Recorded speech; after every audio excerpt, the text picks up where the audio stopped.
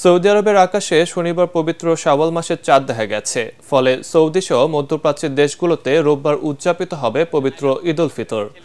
Saudi আরবের স্থানীয় সময় সন্ধ্যা 6টা 14 মিনিটে অর্থাৎ বাংলাদেশ সময় 9টা 14 মিনিটে দেশটির সুপ্রিম কোর্টে এ সংক্রান্ত কমিটির বরাত দিয়ে পবিত্র শাওয়াল মাসের চাঁদ দেখার তথ্য নিশ্চিত করেছে হারামাইনের ফেসবুক পেজ। মধ্যপ্রাচ্যের সংবাদ মাধ্যম গালফ নিউজ এবং খালিজ টাইমসও চাঁদ দেখার খবর জানিয়েছে।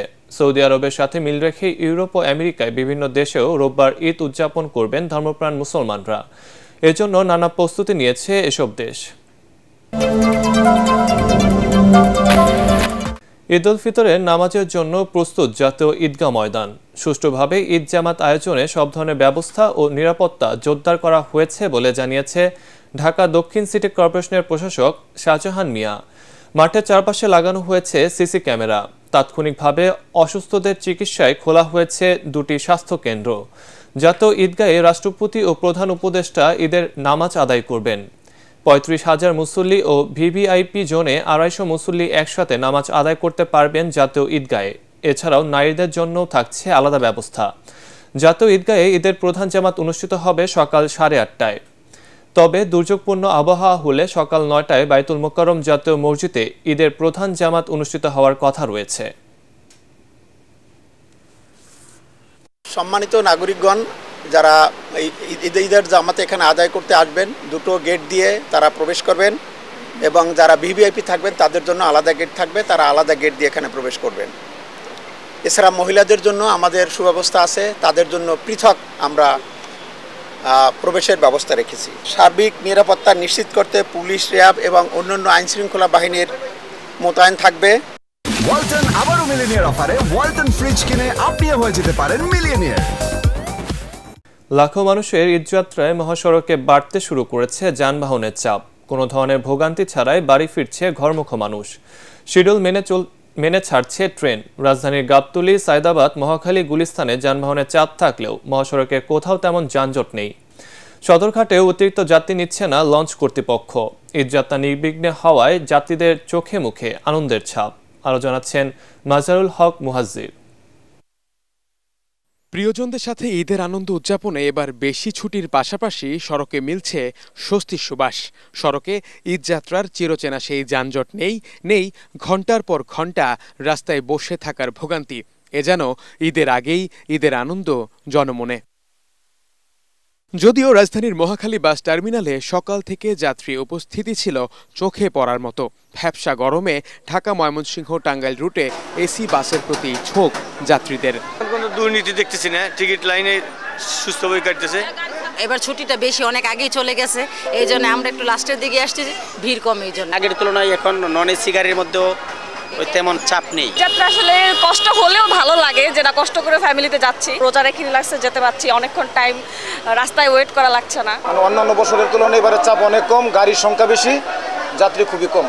এদিকে যানজট না থাকলেও ঢাকা টাঙ্গাইল মহাসড়কে বিশেষ করে এলেঙ্গা থেকে যমুনা সেতু পর্যন্ত 13.5 কিলোমিটার সড়কে রাত থেকেই অতিরিক্ত চাপ দেখা গেছে।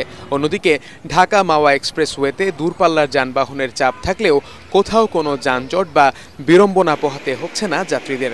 পদ্মা সেতুর মাওয়া প্রান্তে টোল প্লাজাতেও নেই বাড়তি চাপ। নির্বিঘ্নে টোল দিয়ে সেতু পাড়ি দিচ্ছে যানবাহনগুলো। তবে কমলাপুর রেলওয়ে স্টেশন দেখে বোঝার উপায় নেই, 2 দিন পরেই ঈদ উল ফিতর। রেলওয়ে কর্মকর্তা কর্মচারীদের অক্লান্ত পরিশ্রমে সবাই স্বস্তি নিয়েই রওনা দিয়েছেন বাড়ির পথে, এমনটাই দাবি স্টেশন ম্যানেজারের। সারাদিনে আপনার 43টা আন্তনগর, 27টা মেল এক্সপ্রেস কমিউটার এবং স্পেশাল ট্রেন সহ টোটাল 70টা ট্রেন যাবে। 60 থেকে 70,000 প্যাসেঞ্জার পরিবহন করতে। এদিকে সাধারণ যাত্রীদের সার্বক্ষণিক নিরাপত্তা দিতে সক্রিয় ঢাকা রেলওয়ে পুলিশ। গত রাতেই কক্সবাজার এক্সপ্রেস ট্রেন থেকে 33,500 পিস ইয়াবা উদ্ধার করে তারা। রেলওয়ে স্টেশনে আমরা আমাদের অতিরিক্ত ফোর্স মোতায়েন করেছি, আমরা এপিবিএন মোতায়েন করেছি, আমাদের রেলওয়ের যে ডিবি টিম সেই ডিবি টিমও আছে, আমাদের সাদা পোশাকের যে গোয়েন্দা টিম আরএসবি বলে সকল বিভাগ, সকল স্টেক হোল্ডারদের নিয়ে আমরা নিরাপত্তা ব্যবস্থা গ্রহণ করেছি। এছাড়া ঈদযাত্রা নির্বিঘ্নে করতে আইন শৃঙ্খলা বাহিনীর সাথে কাজ করছে নির্বাহী ম্যাজিস্ট্রেটরাও। রাতের বেলায় চুরি ডাকাতি রোধে বাড়ানো হয়েছে গোয়েন্দা নজরদারি। মাসহারুল হক মুহাজির, এটিএন বাংলা, ঢাকা। এবারের ঈদযাত্রা আনন্দময় হচ্ছে বলে জানিয়েছেন স্বরাষ্ট্র উপদেষ্টা জাহাঙ্গীর আলম চৌধুরী। রাজধানীর গাবতলী বাস টার্মিনাল পরিদর্শন শেষে সাংবাদিকদের তিনি জানান, যাত্রীদের কাছ থেকে কোনো ধরনের বাড়তি ভাড়া নিলে ব্যবস্থা নেওয়া হবে। অন্যদিকে ঢাকা মহানগর পুলিশের গোয়েন্দা প্রধান জানিয়েছেন, বিশৃঙ্খলা ও নাশকতা এড়াতে আগের যে কোনো সময়ের চেয়ে বাড়ানো হয়েছে নজরদারি, নেওয়া হয়েছে বিশেষ নিরাপত্তা ব্যবস্থা। জিএম তসলিমের রিপোর্ট। এবারের ঈদযাত্রা নির্বিঘ্ন করতে রাজধানীর গাবতলী বাস টার্মিনাল পরিদর্শন করেন স্বরাষ্ট্র উপদেষ্টা। পরে সাংবাদিকদের তিনি জানান, সব মিলিয়ে উৎসবমুখর পরিবেশেই চলছে ঈদ যাত্রা। তিনি জানান, যাত্রীদের কোনো ধরনের হয়রানি বা বাড়তি ভাড়া আদায় করলে নেওয়া হবে ব্যবস্থা। এখানে বিআরটিএর একটা চার্ট দেওয়া আছে, এই চার্টের থেকে যদি কোনো ভাড়া কেউ বেশি নেয় এই ব্যাপারে আপনারা বিআরটিএ কর্তৃপক্ষকে অবশ্যই জানাবেন। এখানে কন্ট্রোল রুম রয়ে গেছে, আমাদের পুলিশের কন্ট্রোল রুম রয়েছে, কিন্তু আমি এই পর্যন্ত ইন্সপেকশন করে যা দেখলাম, ভাড়া আপনারাও দেখছেন সবাই, মানে নির্ধারিত যে ভাড়া আছে ওই ভাড়াই কিন্তু সবাই এখনো যাচ্ছে। দুই একটা ছোটখাটো কমপ্লেন আছে, ওটার এগেনস্টে আমরা অলরেডি ব্যবস্থা নিচ্ছি। ঈদকে কেন্দ্র করে সব ধরনের অপতৎপরতা রুখতে প্রস্তুত রয়েছে গোয়েন্দা পুলিশ, ডিবি। রাজধানীর বিপণী বিতানগুলোতে নিরাপত্তা ব্যবস্থা জোরদারের পাশাপাশি বাস, ট্রেন ও লঞ্চ টার্মিনালে সতর্ক অবস্থানে রয়েছে গোয়েন্দারা। এবার যে কোনো সময়ের চেয়ে গোয়েন্দা নজরদারি বেশি বলে জানিয়েছেন ডিএমপির অতিরিক্ত কমিশনার ডিবি। বিভিন্ন আর্থিক প্রতিষ্ঠান, বিপণী বিতান, রেল স্টেশন, বাস ও লঞ্চ টার্মিনালে কেউ যাতে নাশকতা করতে না পারে সেই জন্য ডিবির গোয়েন্দা নজরদারি পূর্বের যে কোনো সময়ের চেয়ে বৃদ্ধি করা হয়েছে। এছাড়া ডিবির সাইবার টিম তথ্য প্রযুক্তির ব্যবহারের মাধ্যমে নজরদারি বৃদ্ধি করেছে। সংবাদ সম্মেলনে তিনি আরও জানান, ঈদের ছুটিতে রাজধানীবাসীর নিরাপত্তায় 667টি টহল টিম, 71টি চেকপোস্ট বসানো হয়েছে। এছাড়াও জাল টাকা রোধে ও অপরাধীদের ধরতে নিয়মিত অভিযান পরিচালনা করা হচ্ছে বলেও জানান পুলিশের এই ঊর্ধ্বতন কর্মকর্তা। GM Taslim, ATN Bangla, Dhaka. সংস্কারই অন্তর্বর্তী সরকারের অন্যতম প্রধান অগ্রাধিকার বলে জানিয়েছেন প্রধান উপদেষ্টা ডক্টর মোহাম্মদ ইউনূস। চীনের পিকিং বিশ্ববিদ্যালয়ে বক্তৃতায় তিনি বলেন, দরিদ্র, বেকারত্ব ও বৈষম্য দূর করাই নতুন বাংলাদেশের লক্ষ্য। প্রধান উপদেষ্টা বলেন, বাংলাদেশের অভূতপূর্ণ পরিবর্তন হয়েছে, তরুণরা এক নতুন বাংলাদেশ গড়ে তুলেছে। অনুষ্ঠানে প্রধান উপদেষ্টা ডক্টর মোহাম্মদ ইউনূসকে সম্মানসূচক ডিলিট ডিগ্রি প্রদান করে পিকিং বিশ্ববিদ্যালয়। বিস্তারিত জানাচ্ছেন একরামুল হক সাইম। চীনের খ্যাতনামা শিক্ষা প্রতিষ্ঠান পিকিং বিশ্ববিদ্যালয়ে সম্মানসূচক ডিলিট ডিগ্রি দেয় প্রধান উপদেষ্টা ডক্টর মোহাম্মদ ইউনূসকে। সেখানে একসময় অনারারি প্রফেসর ছিলেন তিনি। বক্তৃতায় বিশ্ববিদ্যালয়টির সাথে পুরনো সম্পর্কের কথা তুলে ধরেন প্রধান উপদেষ্টা। I have a deep and personal attachment with Peking University. Back in October 2006, I had the opportunity to be appointed as the honorary professor. এ সময় পরিবর্তিত বাংলাদেশ ও সংস্কার কার্যক্রমের কথা তুলে ধরেন ডক্টর ইউনূস। নতুন বাংলাদেশে দরিদ্রতা ও বৈষম্য দূর করাই লক্ষ্য বলে জানান তিনি। In a new Bangladesh which will be free from poverty, hunger, unemployment, and destitution. We are embarked on a series of reforms to make governance transparent and democratic, to ensure economic policies which are inclusive, and to guarantee that every individual has equal opportunity to flourish. Our reform initiatives are at the top of our priority. বৈশ্বিক দরিদ্রতা দূর করতে ক্ষুদ্র ঋণ ও সামাজিক ব্যবসার কথা গুরুত্বের সাথে তুলে ধরে তিনি বলেন, ব্যক্তিগত দুর্বলতা নয়, অর্থনৈতিক ব্যবস্থাই দরিদ্রতার বড় কারণ। Selfish interest, also selfless interest, and create not only money-making business, create business to solve problem without any intention of making money yourself. We call it social business. So poverty is not because of something lacking in the person. It's not their fault.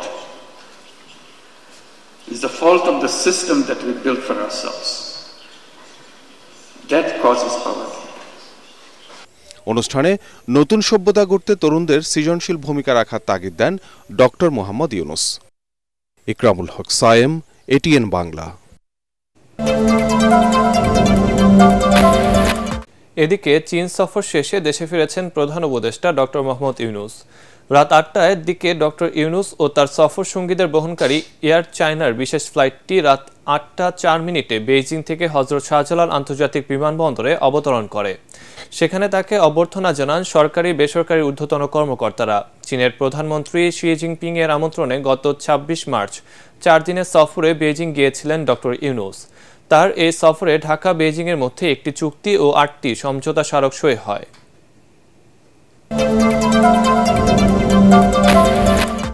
নির্বাচন নিয়ে দেশি বিদেশি ষড়যন্ত্র চলছে বলে মন্তব্য করেছেন BNP মহাসচিব মির্জা ফখরুল ইসলাম আলমগীর। রাজধানীর ১০০ ফিটের বেরাইত ঈদগাহ মাঠে দুস্থদের মধ্যে ঈদ সামগ্রী বিতরণ অনুষ্ঠানে তিনি একথা বলেন। গণতন্ত্র প্রতিষ্ঠার লড়াইয়ে দেশ ও জনগণের স্বার্থে আবারও রাজপথে নামার হুঁশিয়ারিও দেন মির্জা ফখরুল। আরও জানাচ্ছেন হুমায়ুন চিস্তি। বিএনপির ভারপ্রাপ্ত চেয়ারম্যান তারেক রহমানের পক্ষ থেকে এলাকার দুস্থ মানুষের জন্য দলের ঢাকা মহানগর উত্তরের এই ঈদ উপহারের আয়োজন। এতে অংশ নিয়ে বিএনপি মহাসচিব বলেন, তাদের দল সবসময় গণমানুষের পাশে থাকার চেষ্টা করে।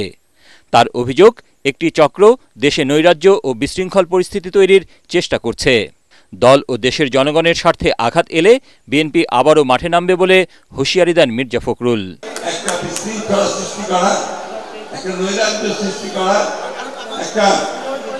এমন অবস্থা তৈরি করা যাতে করে এখানে নির্বাচন পিছিয়ে যায়। তারা বাংলাদেশে একটা নৈরাজ্য সৃষ্টি করতে চায়, তারা বাংলাদেশকে বিভাজন সৃষ্টি করতে চায়। আমরা সেই বিভাজন সৃষ্টি করতে দেব না। জনগণের স্বার্থে যদি বিঘ্ন সৃষ্টি করা হয় তাহলে বিএনপি আবার মাঠে নামবে,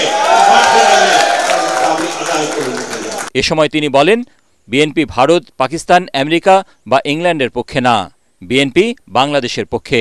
নির্বাচন নিয়ে দেশি বিদেশি ষড়যন্ত্র চলছে বলেও মন্তব্য করেন মির্জা ফখরুল। আমরা যখন নির্বাচনের কথা বলতে যাই তখন কিছু কিছু মানুষ আছে পরে আরে বিএনপি শুধু নির্বাচন করে।